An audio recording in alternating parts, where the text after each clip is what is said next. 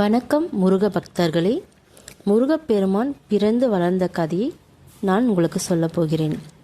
சிவபெருமானின் நெற்றிக்கண் நெருப்பிலிருந்து தோன்றிய 6 தீப்பொறிகள் சரவண பொய்கையில் 6 குழந்தைகளாக மாறி கார்த்திகை பெண்களால் வளர்க்கப்பட்டனர். பார்வதி தேவி அக்குழந்தைகளை அனைத்தும் ஒன்று சேர இணைத்தபோது 6 முகங்களுடன் முருகன் உருவானார். தேவப்படை தலைவராக வளர்ந்த முருகன் சூரபத்மனை வதம் செய்து சூரசம்ஹாரம் நிகழ்த்தினார். சிவபெருமானின் நெற்றிக்கண் நெருப்பிலிருந்து வெளிப்பட்ட 6 தீப்பொறிகளை வாயு பகவான் சரவண பொய்கையில் சேர்த்தார்.